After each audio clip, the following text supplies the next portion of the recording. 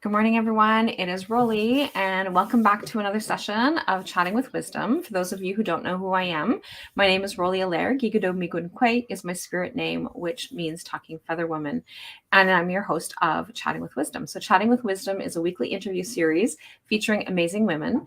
There are different ways that women are amazing. Let's celebrate that. I invite you to join me in my private Facebook group, Mind, Body, Heart, and Soul Connection. And you can also find me in a similar group on Telegram that I've been using this year to share positivity. And so today I would like to welcome Candace. So Hi. Candace is a self-proclaimed master manifestor and personal development junkie who loves to engage in interesting conversations with other influencers and entrepreneurs. Her favorite conversations are the ones that take courage to engage in. So check out her podcast and which is Create the Ripple Create the Ripple podcast, where you can Yes, stream your podcasts for more of that. So welcome, Candace. How are you? I'm good. Thank you. I'm excited to be here. So tell me a little bit more about yourself. So, like, I just kind of gave a very brief summary of Mhm. who you are. So tell me a little bit more about your story. For sure. Well, I'm first and foremost a mom, so that adds, an element of challenge. There's a 3-month-old sleeping upstairs. I'm in my tiny home because essentialism and living small is important, and I've seen that as I've sort of shrunk my living space. The ability to take up other space has expanded, and so that's been really exciting. I also have an almost 7-year-old. And we're educating her from home. So, home and hearth is a really big part of that. My story, in terms of the trauma, starts around when I was 17. I'd grown up very safe and secure. And at 17, I was sexually assaulted by a then boyfriend and ended up staying in that relationship for a number of years. Just I didn't know how to get out. And my first introduction into gaslighting and all of those challenging things that often come with that sort of a scenario. Of course, because I didn't do a lot of the healing, I ended up carrying a lot of that trauma with me until basically 2020, when the whole world slowed down. And I finally felt the freedom to do the same and spent 14 weeks in very intense therapy and reconnected with my feminine side and just sort of found myself again and reintroduced myself to myself. And then since then, that's been a really big starter for the podcast and stuff like that, and beginning to tell my story in its entirety without any shame or guilt and sort of just showing up as who I am. Perfectly imperfect, but being willing to say, hey, this happened, this is me, and this is real. And hopefully that can help somebody else. Beautiful. So thank you so much for sharing. And I Hmm. love how you talk about having that condensed space in Hmm. order to be able to take up more space. Yeah. And it's like one of those oxymoron statements, right? People Yes. are like, what? What is that? How does Yes. that make sense? Do you want to talk a Yes. little bit more about that? Absolutely. So, currently, I mean, if people are watching, then that's the living room behind me, and it's about 250 square feet with the two lofts. It's about 350 square feet. And we've got the four of us in here now, at least part time. And what I've seen is that when I sort of released a lot of the extra bills, the things that I really didn't need, and part of that happened, of course, because part of my story is I was left with a significant amount of debt after a romantic partner left. And I saw a lot of the shrinking was a forced shrinking. I didn't really have a choice in terms of letting go and wandering through foreclosure court. So at the time, I found myself, energetically being like, no, I've worked hard for these things. I don't want to let them go. And then losing them all and coming to realize that I was actually a lot happier without them. And there was a sense of relief to not have to have the car payment. There was a sense of relief to, be living in a smaller apartment. Like there was just, and I sort of was, piqued by that and followed sort of that silver, the golden thread to figure out what that meant. And so since shrinking, I travel more. My daughter and I ended up taking a trip for 8 weeks down to California. We did some house sitting, so we didn't even pay for the spaces we were in. We saw some incredible things. I'm able now to move very quickly, move very lightly, and I feel like, especially for being a mom, my children and I are able to be very close to nature. We're very tuned in. And it's just, we asked the Google Home speaker the other day, like, which room is it in? And we're like, well, it's all of them, right? Because it's basically one gigantic room. And there's something about that being connectedness, which has just opened up the space for more creation. Beautiful. So now you mentioned that you have a 7-year-old. So how is your 7-year-old adapting to this shift? Because that is in itself challenging. So how's your Mhm. 7-year-old managing? You know what? She really loves it. She's been kind of along for the ride because one of the things that really shifted me into living more unplanned, on purpose was her birth. It was significant when I realized I wanted to be a mom. I worked on a lot of my personal beliefs, right? Knowing that I didn't want to pass them on to her. And that was a big deal. And then when she was born, realizing that, I needed to, to leave the relationship I was in, but I also needed to do that with some grace and some kindness, right? Because I was sort of not just doing it for me anymore, Yep. how important it was to stand up for myself. And so as we're living in the smaller space, for her, she's come to realize very much that, she has so much space because right outside where the house is currently set is a lot of space. And so she goes camping and she loves it with us. She's seen more places. She's got more places on her passport than a lot of 7-year-olds do, because I don't have the big bills to be at home. Beautiful. Mm-hmm. So, and that is amazing. And then you said a 3-month-old that's upstairs. Mm-hmm. Yeah. Yeah. So having that, so like being able to go through that whole journey, like right from the beginning. So your 7-year-old had to adjust and Yes. make some changes, Yes. whereas you new baby is coming into this world of like, okay, so we don't need all these other Yep. things. We don't have to have all this other creation where we can actually feel that connection.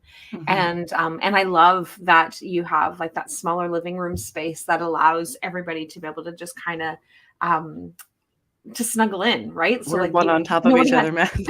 right? Like nobody has a choice. Like you Yeah. have to, like if you're gonna watch TV or watch a movie or Yeah. read a book, like everybody needs to be snuggled in. There's like, no, I'm gonna sit over here in this Well, kind of in the like corner. even this morning, I'm standing beside the fridge, and then there's me and then my partner, and he's making coffee, and I knew he needed something, and so I just reached into the fridge and did, we were doing this because there's no room to. And to be honest, I really love that. Right? There's an interconnectedness here, and yeah, we're really excited to be here. To be honest, when people walk into the tiny home, they usually say, "There's more space in here than I thought," and we were very conscious about where we were putting shelving. We're adding some more to it. And so there's a lot of space that we didn't buy a house and then buy furniture to fill it. We bought a space and said, let's design this to match what we actually need, what we actually use, Yeah. right? We only have things around us that bring us joy. And that, I think, is probably my favorite part about the smaller living.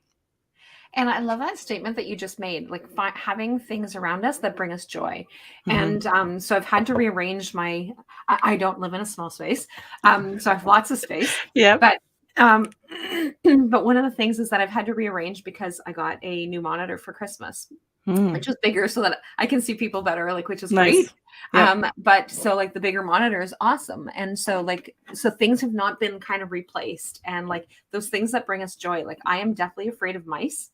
And my almost 27-year-old, he's going to be Mm-hmm. 27 on Saturday. Mm-hmm. And he painted a mouse and he brought this mouse home from school because that was their activity. And he brought Mm-hmm. it home. And so as much as I am petrified of mice, is like this is my my reminder that he brought it to me Mm-hmm. to say it's not that scary, mom, right? So Mm-hmm. and I keep it on my desk. And so this morning, because things are still like not exactly rearranged the way that I would like them Yep. to. And so I'm like, so this morning it was just really interesting because this morning I took it and I stuck it back in the front of my computer where Mm-hmm. it's always been, but it Yep. hadn't been. It hasn't been there since Christmas time, since we put the new monitor in. And so, but it's like those things that bring us joy and being able to Mm-hmm. have, and I'm surrounded by them in front of my desk because Mm-hmm. this is where I spend a lot of my time. So like these Mm-hmm. little things that are like really important to me sit in front of my desk, and they have no significance to anyone else, but they do for me, right? For So you, yeah. That's wonderful. I was noticing your books in behind you and thinking, "Oh, this would be a room I would be very happy in." There are so many books in there. yes, I have lots of books in here, Yes. and this is only what you can see. Yes, I was gonna say, it's probably only what I can see, right? Yeah. I think that was the Yes, I'm most like, challenging there's when I way more. Go ahead. No, no, Yeah, when I I was was just trying saying that there's way more. Right? I believe that, especially with, a show called With Wisdom, that really intrigued me because I think that's such a word that, well, it's a very feminine word, which I really love, but, there's an element of that, right? It's sort of, what you don't know, but you do know. At least that's what wisdom sort of feels like to me, the reminding of more of an internal sound, right? And one of the things that I always think is like fascinating is having women being able to share. Like a lot of times women, and I love the fact that you got yourself to a point where you can actually share your story so that other women can Mhm. actually hear your Mhm. story. Because as much as your story may be different from someone, it's also going to be very similar to someone. And Mhm. so some of the experiences that you're having, or some of the have had, or the feelings that you've had, or the circumstances, the details may not be the same. Yeah. However, right, so and that was one of the reasons why is like that chatting with wisdom is like that the women get to bring that wisdom forward. And so typically it's women only that come and on the show, but I have had men, and I don't tell men that they can't come. Mhm. The entire objective of chatting with wisdom is being able to share whatever knowledge that everyone has to be able to share. And so Mhm. oftentimes I will have people say, "Oh, well, I'm not sure if I'm approved." Like they'll actually say that in the when they're actually Yes. booking it, Yes. right? But it's like I don't approve anybody. Like it has nothing to Mhm. do. Like the only way that you are not coming on is if you don't provide all the information, so that my Yes. assistant can go in and Mhm. cut and paste and do all the things that she needs to do that way. Mhm. Because we've had people that say, "Oh, well, I'll let you know. I'll let you know." Like I'll give you my bio. Like I'll let you know. And it's like, no, that doesn't work. So those people are not able to be on the show, and that's the only time that we ever say, like, sorry, you can't be on. You're more than welcome Mhm. to reapply Yep. and book another spot. And I'm very fortunate that we have women that have actually women and men, because again we have a couple of men that are coming on this year, but I've got everybody's booked in right through to the end of December, which is amazing. Very And exciting. so there's a couple of times that I'm off, so I don't have anybody coming in during those times. But Mhm. it's like it's incredible the amount of people that have that ability of being able to share. And Mhm. everybody always says like you always have a book written, like to write. Everyone has a book inside Mhm. them to Agree. write, Yeah. right? So tell me a little bit more about, so trust the niggle and tell the truth Mhm. is what the topic title that you actually chose. So tell me a Mhm. little bit more about that specific For that sure. apparently my tongue's just got tied, but It's morning time, right? Yeah, so for me, the trust the niggle is, the niggle is that internal sound, the still small voice, Jiminy Cricket, right? Your conscience be your guide, whatever that is. We have a tendency to ignore that. And if I look at my life, one of the reasons why I got myself into, the messes of the predicaments or the detours that I did, is because I didn't listen to that beautiful, deep inner knowing who said, uh, maybe not. yeah, Also, the deep inner knowing that said, yes, it's time, right? In terms of my daughter and some of the really powerful, beautiful things that came. But usually the niggle is highly inconvenient truth that you know to your core, but it does usually fly in the face of the logic that you're being presented with. You have no reason to not trust this person. You have no reason to wonder why you shouldn't, go out of the house today, etc. But in terms of listening to it and then telling yourself the truth of what you know of it, has been very freeing. And so I really want to talk about that because I think it sort of, brings my entire trauma story into together, but from a positive space rather than, the what happened, but rather what I learned from it. yeah, And so I talk a lot about, trusting that inner sound because we're not taught to, especially as women, where we question ourselves incessantly, especially what we know to be true. And then it's really hard to look yourself in the eye and tell yourself the truth of what is, right? Oh, I yeah, messed up there. Maybe it's not exactly what I want. Yeah, but I have found that whether it was good or bad or whatever I would assign to it, because of course we're meaning making machines as humans, um, that when I tell myself the truth of it, that is the place where I sort of regain control. That is the place where I can suddenly begin to move forward and create something that's different, right? I have solution, I have power again. I take it back from where I had, given it away without necessarily meaning to. And so that's, why I chose to trust the niggle and tell the truth. And I love that, right? So like we don't listen to that enough. And it can be something as simple as don't go out today. Yes. And like you said, don't go out today. And then Mhm. suddenly there's a 10-car pileup where Mhm. exactly where it is that you were going to go, or things like that, right? So when Mhm. we listen to that, it's like, oh, okay, that's what that was about. Oh, that's what Yes. it was like. And we don't know Mhm. when those things are happening. And then when there's like, and like you said, like not trusting someone, right? So Yes. there's two levels to that, right? So Mhm. there's like not trusting, and we become over paranoid, especially if we've had a lot of trauma. Then we don't trust anyone, and it makes it really, Yes. really difficult for us to be able to maintain or to even establish relationships. Mhm. Whereas but listening to that, I don't know, like I don't know if that is the right um if that's the right person that I should be with, or Yes. like this one thing happened, so now I have to take a step back, or those kinds of things, right? So Mhm.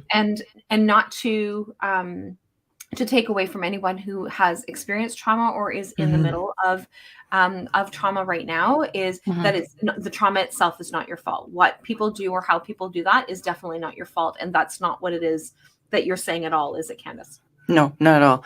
And in fact, I had to forgive myself because I recognized that, when I was really truthful with myself, then I recognized I had a pattern of attracting the wrong people and running to them, right? Literally continually repeating these patterns. And unfortunately, I was the only common denominator. That doesn't excuse what was done to me. Yeah. It does place radical responsibility on my shoulders for continually to choose these things, for continually not choosing myself and taking the time to do the healing or diving into why it is, because you run into a lot of shame, you run into a lot of guilt, and these things are like, guards that stand in the place of your freedom, because your freedom's on the other side of going through those things. And when I finally forgave myself for choosing those places, for being in those places, for not being aware enough, whatever it was I needed to acknowledge, and then practicing radical acceptance. Okay, so now I'm here. I can't go back. I can't change it. What can I do from here? And what can I learn? And how can I grow? And what's the lesson here? That made me feel like the power that had been taken from me, often very violently, it was like I took it back and I said, okay, it happened, and now I'm going to do this with it. And so, like warrior presence, whatever you want to call it there. But no, and because I mean, we're not going to get, especially for victims of trauma and abuse, we're not necessarily going to get any kind of justice. And what is justice? I was asked that by a gentleman the other day. He's like, what's the point in you telling your story about some guy that abused you 20 years ago? You're not going to get any justice out of that. And I was like, you missed the point.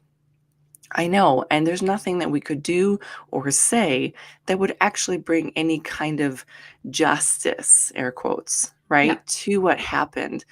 But I can find freedom in busting through the shame every time I talk about it. I can hopefully help some other young woman who recognizes, hey, I'm feeling uncomfortable right now with this person. I don't know why.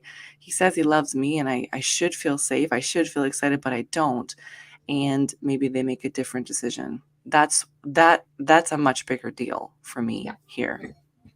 And that part there is like really important. And so when Mhm. I've met with people who actually managed to go through that portal, and I don't know what Mhm. else to call it other than a Mhm. portal, It's a because it portal. really is kind of moving into like another Mhm. dimension of Mhm. being able to accept what it is that's happening to you. And one of the things that I talk a lot about is forgiveness. And people are like, forgiveness? Are you kidding me? Like, I'm never ever going to forgive this person Yes. for the rest of my life. And it's like, Mhm. okay, but that's not what it is. It has nothing, like this person should be whatever. And it's like, okay, whatever. Like that definitely not condoning what that person did. But when we forgive, we release it from our own energetic being. We Mhm. release it from ourselves, and allows us to be able to move forward. And it doesn't mean that we don't ever go back into those, oh my gosh, like this happened to me, like, and have the woe is me. Mhm. And we're allowed to feel those things Yes. in that moment, but we need to move through them. We can't stay stuck in those feelings. And being able to release and forgive allows that release from that energetic standpoint. Right. So You're nodding your head. So do you want to speak more to that? Well, just that's so crucial, and I'm feeling this right as you're saying this, that it's so important. And I remember talking to some woman one time that, well, you can't blame me for being angry because I've lost faith in men, right? Look at what they've done to me. And she said, no, you haven't lost faith in men. Yeah, you've met a few doozies, but they're not all bad. And I was like, okay, that's actually fair. And then I said, well, I've lost faith in women then because, women have, stabbed me in the back and all this other stuff, right? And she went, no, no, no, you've got some really strong friends. So you even there, that they're not all bad, right? She said, you lost faith in yourself. Because you knew somewhere inside of you knew, or afterwards you wish you knew, and now you don't know how to deal with that. So you lost faith in yourself. And she said to me, the biggest journey that you can choose to take in terms of your healing is not to forgive any particular gender or even any particular person. It's to find and forgive yourself, because from that place, then you can find the acceptance. And from that place, you can find the love. And from that place, you will be able to move through and handle anything else, whether it's confronting somebody, with compassion, but kindness, but a firm, strong boundary, right? You'll be able to speak your truth from a different place. And she's like, if you really want your life to move forward, then you've got to tell yourself the truth of who you are, what's happened. Don't hide any of the details, and then fall in love with you and find how you can figure out to trust yourself again. Because once you do that, she says, the rest won't even matter. And to be honest, it was totally true.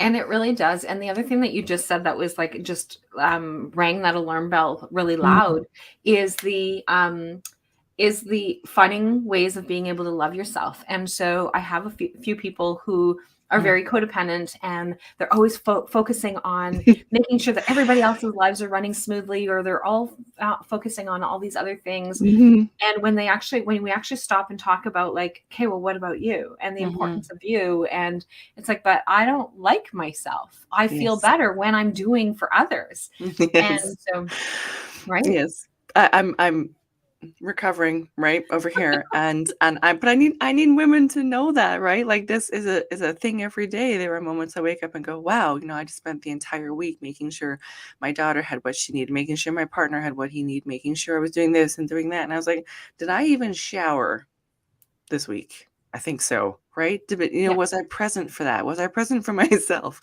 even in those 2 minutes, right? And I think, yeah, that's really powerful that you get to work with women and call out their codependency so that they can step up and into who they could be for themselves. Imagine if we would turn the energy that we're so good at putting out to other people. Imagine if we just went boop and turned it toward ourselves. And it is, and it's that, and it's something, and like you said, recovering. So definitely recovering. And there are different times when I fall back into those patterns. And like you said, look back at the end of the week going like, okay, where did that come from? Yes, right. totally. So I thought I had overcome that part already, but like, but we just get so consumed sometimes because we go back into old patterns, we go back into old habits. And so being able to kind of move forward is, and it's always about looking at what's going on today, right? So like when we actually realize it, then that's when we actually say, okay, so let's start again, figure out what it is. And we're never starting back from zero. And that's one of the other things that I've heard lots of clients say over the years is, well, I just wasted all that time. No, you didn't. No. Because now your awareness is even more broad, and now you can actually take it to the next level, right? So like now you get to step it up a notch, and you actually get to be, and the gaps in between, right? So like that's the other thing, is the gaps in between those patterns become longer and longer and longer as time goes on, right? So yeah, they do. And I mean, I would call it detours. Like, I've literally, moved out of one apartment into relationship with somebody else, and then 4 years later moved back into the same apartment with the same people helping me move. And they're like, didn't we help you do this like 2 years ago? And I'm like, 4, but does it really matter? Like, that was entirely a detour. That was a mistake. And detours, I think you still get where you need to go. You just probably could have got a more direct route. And that's something I've often said when people say, would you go back and change it? And I'm like, no, because then I may or may not have the same lessons. I may not have met the same people.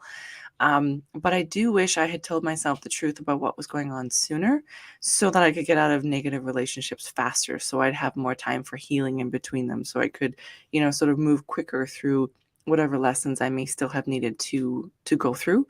Um, but maybe not stay quite as long, right? Because there were certainly times when I knew I could go and should go and didn't for no other reason than I would say, well, I didn't know how to leave. Well, yeah, I probably did. I just, it was more comfortable to stay where I was uncomfortable than to step into a place where I could be more free. So, yes, freedom, right? Living this far out here certainly has a cost, but at least I'm choosing that on my own Yeah. power. Hmm.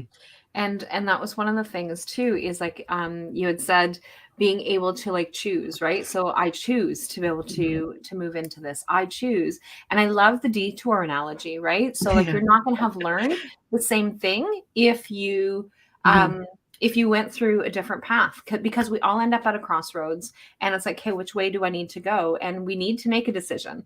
So the end result is going to be the experiences that we've had, Hmm.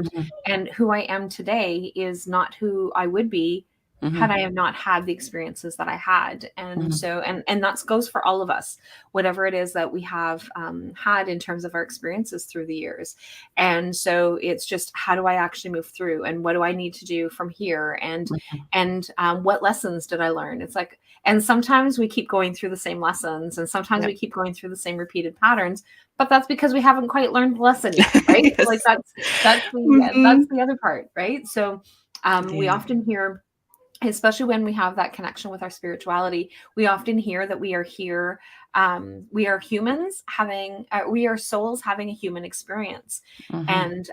And so our soul is here to have whatever experience that we're supposed to have, and Hmm. we're here until We are. we've learned all Until the things that we're supposed to learn.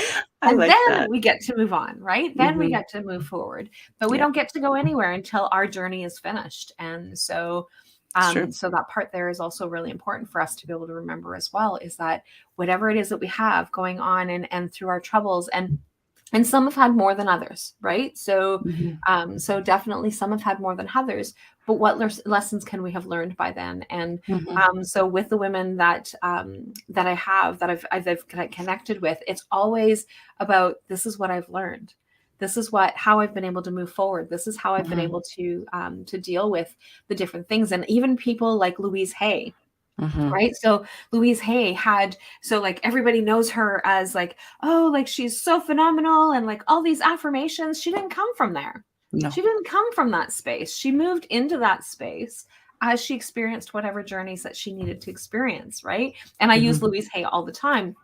And so like it's like that, like everything she has around her or had around her is mhm. it was all about positivity. And she developed this, like she developed Hay House, and she's got like all these different authors and workshops and all these things that she's built. But she didn't start there, she No. started from struggles. Yes. But it's been my experience that when I see someone who is living in that way, I'm like, "What did you go through?" Right? Whether you're talking about it or not, at least you found some peace from it. Yeah. Because I think those of us that walk with a limp, we go forward and say, "Okay, well, I lived through that, so I wonder what else I could accomplish now." And it's really important for us to be able to find that. And we may not find it immediately, right? So like Mhm, you probably mhm, didn't come to realization as like, okay, like I'm gonna finally dig in my heels and start dealing with no. healing, and then to be discovering to where you are now, right? Mhm. Like you didn't just go from like A to B, or A to Z, without having some detours or figuring out how to be able to get there. And even when you were going through your healing, you didn't at that point say, okay, well, I'm going to go for healing because I'm going to help the world, right? No, no, I was literally just begging for relief, right? Like, just like, okay, come on, coach, I'm done. Right? Mama needs a break. Yeah, and I mean, it was 20 years between the first assault and then everything else in between it. And yes, there was healings throughout there. There was great therapists, there was retreats, right? I mean, I think that's why, I got so tuned into personal development is there were things I didn't want to talk about, but I knew I needed to deal with them. And so I went and I've read so many books and so many stories I've always had a habit of journaling. Journaling has been my relief because I could write everything down, even if I didn't or couldn't at the time say it. But yeah, there was no intention to necessarily tell my story. That came from other people who heard bits and pieces of me talking about it, or said, you have an uncommon wisdom. And I'm like, yeah, I got my teeth kicked in more than a few times. So Yeah. you do that and you figure stuff out. I'm just telling you so that maybe you don't do the same thing, or, you can share this with your daughter or your niece or your cousin. And as I started to, share with people and realized that there was some relief for them in hearing what had happened to me and how I had moved through it. And now they're like, and now you're happy and now you have a life. And I'm like, yeah, it doesn't mean there aren't skeletons in the closet. I'm just comfortable with them now. And, we're friends. Shame and guilt no longer have me keep my mouth shut. Now I move forward Yeah. in grace and compassion. And I want more of that feeling of relief for people than anything else. That's the real reason. And that's the main reason, right? And that's the Mm-hmm. most important reason. And when we're Mm-hmm. doing it for ourselves, it makes all the difference in the world. And I will Mm-hmm. often hear people Yeah. say, well, people can't change. And sometimes I will fall into those patterns as well. Mm-hmm. But people can change. I've changed. I am not the same person that I was when I was 6. I am not the same person that I was when I was raped at 15. I am not the same person that I was when I was in a domestic violent relationship. And so like all of these different things have made me who I am, but I've changed. So if I can change, then somebody else can change. And sometimes when we're looking at, well, people can't change, we're coming from a place of frustration where we can't see the other side of what it is that's happening or what it is that we need to be doing, right? Right. Or the bigger self that's always in play. Right. And that part is very unattached to what's going on here. And that's been a huge awareness for me. Like, let's pretend for a minute, what if those people who have caused us pain here in this present moment in time, what if, just for fun, what if we imagined that they're attached to something that's so much bigger, that's interconnected, which we may or may not believe in, that actually made a very conscious choice to inflict pain because they love us so much, so we could learn. Yeah. And that's a concept I've been playing about in my mind, because I'm like, well, that would be very interesting, because if I did come here to learn and grow and change and experience something, then how much more so the people and circumstances that then I've gone through and come through. And it just sort of takes it away from the pain in the immediate moment, which can be and has been significant, right? Certainly for someone who maybe is in the middle of that and dealing with it. It doesn't take away the fact that it hurt. It just moves it to a place of, maybe there's something more from this. And that happened. I fell down. I skinned my knee. It will heal as long as I make sure there's no rocks in there, as long as I make sure I eat well and sleep well and take care of myself. So if I would do that for a scraped knee, why wouldn't I do that for a broken heart or a wounded soul or identity? And so that's something that has brought a lot of peace for me, to sort of think, well, what if it's bigger? And what if I can go there? And that's one of the things that are like super important. And I love that. And again, that analogy that you've made is that being able to see, and I know that for some people are like, what do you mean? Like, I didn't sign up for this, right? So like one of the things that I've been taught in terms of our soul connection is that we have signed contracts with other people, with other souls, for us to have those experiences, right? So it's like, okay, so, and when you think about it, it's like, well, that's kind of dumb. And, but in actual fact is like, that was their journey. That was the things that they were supposed to learn. And for some of them, they will have made changes before they die, that things are going to have changed and shifted.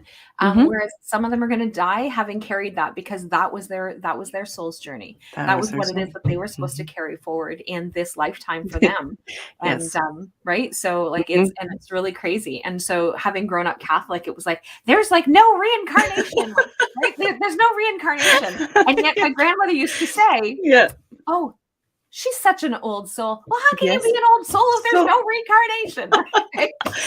I think you and I could actually talk a lot about a lot of things that we've come to go, wait a minute. Let me just clarify that. But yeah, realizing that there's so much more that we don't know. And what if the person who hurt me this badly did so because they love me so much and they were willing to wound me so I could grow and change and become an impact? And I mean, that still sort of makes me go, I don't even know if I can hold that one yet, right? Because Yeah. it is so big. But if it is that big, then it move I don't know, and I'm hoping someone who's thinking about it can just move to that space that I know it did. And I mean, I heard this before and I wasn't ready to hear it, but when I was ready to hear it, it had a huge impact on, moving, becoming, and then beginning to speak from a place of compassion. Hey, this happened, and Yeah. this is what I'm learning moving forward. And it is, and it's that compassion, and that Hmm. compassion that not only that we have for others, and because again it's all that outward, it's that compassion that we have for ourselves, and like you said, that Hmm. compassion, that forgiveness, that being able to like taking that responsibility for Hmm. yourself, and Hmm. caring for yourself and moving forward, and being able to hold space for Hmm. you. Hmm. And so I think that that is also super important, Yeah, as well, for us to be able to mention, right? So, for sure. so I always get so when we get into like these like really hot Hmm. conversations, is being able to say, okay, well, okay, we should probably wrap this up, right? So it's like I hate having to do those things, right? Yes. Because like it's just, and like you said, we could probably talk for hours specifically about like these different things, and how to be able to trust that, and being able to connect, and listening to those little truths, right? Hmm. We already know from an underlying like what it is that's going on. We already know that Hmm. this is not Hmm. the best situation that we're in, and how do we able are we able to step forward. And sometimes we really do feel, and for people who are listening right now, we really do feel completely powerless. And if that's where Hmm. you are right now, then that's okay for you to be where that's where you are right now. Doesn't mean that that's where you're going to be forever. And so, but listening to those, and gathering that in those bits of information, and like using another analogy of like the squirrels, right? So like the Hmm. squirrels go and they get all the things that they need so that they can hibernate, and so that they can do all the things. And so, and they're cautious, and they're like picking whatever it is, and then they run Hmm. back to their, like they stuff everything in their mouth, Mhm, and then mhm, they go back, mhm. and then at some point you don't see them again. And it could be because they've moved on, or it could be because They have what they they've need. had, right, like so. Yes. And they're not coming back because that's what it is, that their nest is full. They have nothing else that they need. They have all the things that they can do, so that now they can move to the next nesting place, or the next place of whatever it is that they need to be doing, right? Mhm. So I think it's really important for someone who's listening, especially if they're in the middle of it, or they haven't even started their journey, to the forgiveness, the acceptance, or whatever it is that one of the biggest gifts you can give yourself is time. So you're not on anybody's timeline to heal or to talk about it, to any of those things. I didn't realize I was giving myself the gift of time. I actually was always lamenting how long it was taking me to move through some of these things. I wasn't very kind to myself, but looking back now, I go, I was doing the best I could and giving myself time. Like, for example, when I realized I needed to leave my marriage, which was very narcissistic, abusive in many different ways, not physically, but pretty much every other way. And when I realized this, I looked myself in the mirror and I went, you need to go. And then I was like, I didn't know how. I didn't even know where to start. I had a 6-day-old baby at the time. And that was, incredible to be like, okay, wow. And then I went, okay, but first I'm going to lose the baby weight, right? Because I was like, how in the world am I going to move out and take care of her and work extra hours, right? Become a single mom, all that kind of stuff, if I don't feel my best, right?